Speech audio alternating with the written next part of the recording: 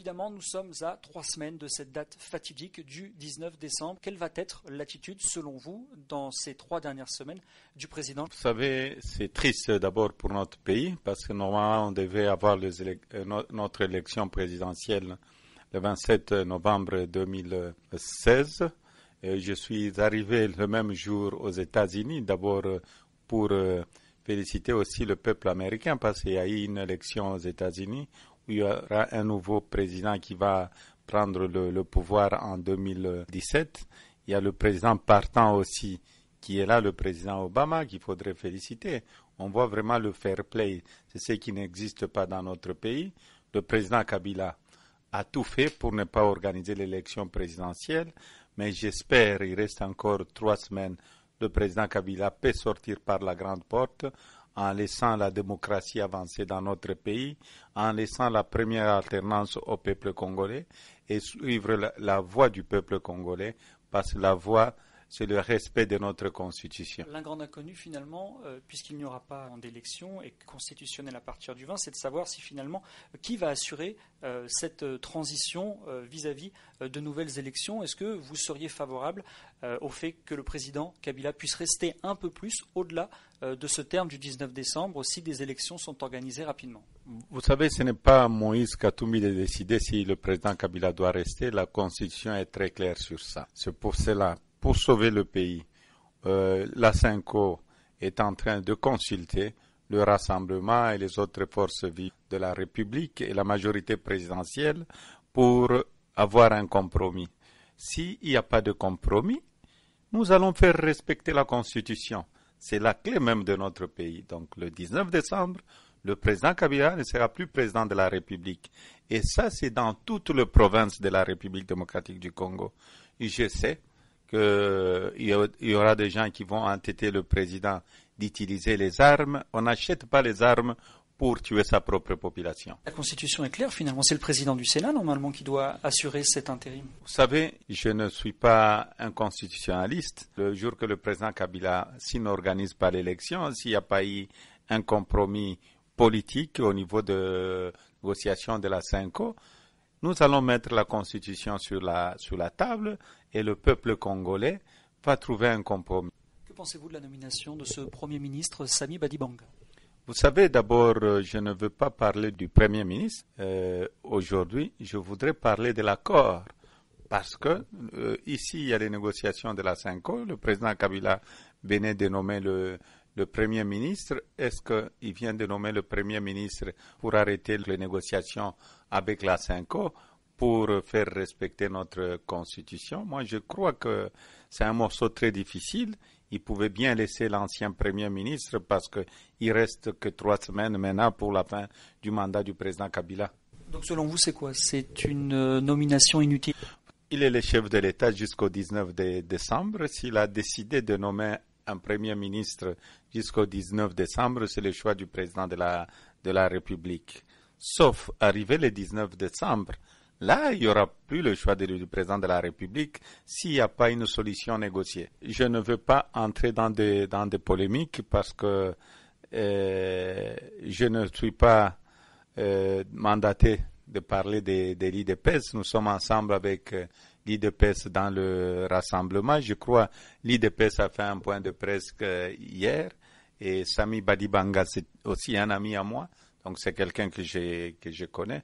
Le plus important pour moi, c'est la première alternance au pouvoir. Nous devons respecter la Constitution parce que nous serons jugés par le peuple congolais. Aujourd'hui, ça va être très difficile pour lui avec la crise actuelle, la crise surtout qui est économique et sociale dans notre pays de s'en sortir. Donc ce n'est pas facile pour lui. J'espère que il va beaucoup bosser pendant les trois semaines pour trouver une solution. Qu'est-ce que vous dites aujourd'hui au monde, et notamment ici aux États-Unis, sur l'après 19 décembre? Que va-t-il se passer s'il n'y a pas d'accord? Vous savez, je privilégie d'abord le dialogue avec la CENCO. S'il n'y a pas d'accord, le peuple va récupérer le pouvoir. Le peuple congolais a une très grande maturité. Nous allons récupérer le pouvoir et nous allons faire appliquer notre Constitution. Parce que le président Kabila, si la Cinco échoue, on n'espère pas que la Cinco va échouer. Si le président Kabila ne veut, en ce moment-là, personne ne peut nous condamner. Nous allons libérer le pays. Le peuple congolais va libérer le pays. Nous n'allons pas accepter qu'un groupe d'individus s'éternise au pouvoir, continue à maltraiter le peuple congolais. Le peuple congolais a besoin de vivre librement et tranquillement. Est-ce que le sang soit versé, le sang des Congolais? Vous savez, on veut éviter le sang. Je suis un homme très pacifique. Nous voulons éviter le sang. Le sang a beaucoup coulé, surtout les 2 dernières années. Et qui est l'auteur du sang qui coule? Aux Congolais de me répondre. Et nous n'allons pas nous laisser faire, nous intimider parce qu'on a tué. C'est pourquoi nous demandons des sanctions, que l'Union européenne puisse accélérer, que les États-Unis accélèrent sur les sanctions et l'ONU aussi puisse renforcer. Donc, si on peut renforcer aussi le mandat de l'ONU pour sécuriser la population congolaise. Quand allez-vous rentrer en RDC? La dernière fois que nous nous sommes parlé, c'était en juillet. Vous deviez rentrer quelques jours après Étienne Tshisekedi. Vous êtes toujours hors du territoire congolais. Quand allez-vous rentrer? Je devais normalement rentrer avec le président Tshisekedi ensemble. Et je crois, si je suis resté ici, parce que j'avais un grand travail à faire. Parler avec tout le monde de la communauté internationale, voyager dans beaucoup de pays pour trouver une solution pacifique, pour avoir un appui. Je crois le résultat, on le voit, mon travail que je suis en train de faire au niveau du rassemblement pour faire la diplomatie du rassemblement contre les gens du pouvoir qui ont échoué de faire leur diplomatie parce qu'ils n'ont pas de raison de rester au pouvoir. Donc pour moi, tout est possible. Le peuple congolais doit être très attentif pour le 19 décembre si la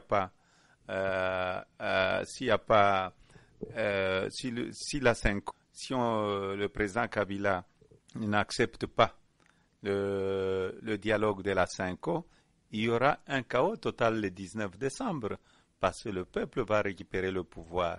Et j'espère, je serai parmi la population congolaise. Donc pour le moment, point d'interrogation sur la date La date de mon retour est pour bientôt. Je ne voulais pas aller pour bloquer les négociations. Avec la Cinco, pour qu'il puisse y avoir de troubles, j'attendais, je suis un homme de parole, mais j'attends bientôt si on peut trouver une solution pacifique au niveau des négociations de la Cinco, qu'on puisse trouver une solution au courant de cette semaine. S'il n'y a pas de solution, mais nous allons commencer à parler pour le départ du président Kabila. Jusque-là, on n'a pas encore parlé. Nous allons commencer bientôt à parler et à expliquer à la population le bien fondé. La population, elle est déjà bien sensibilisée. Elle sait qu'elle a beaucoup souffert. Elle a besoin d'un changement. Elle a besoin de la première alternance au pays. Si le président Kabila peut sortir par la grande porte, ça serait une bonne chose.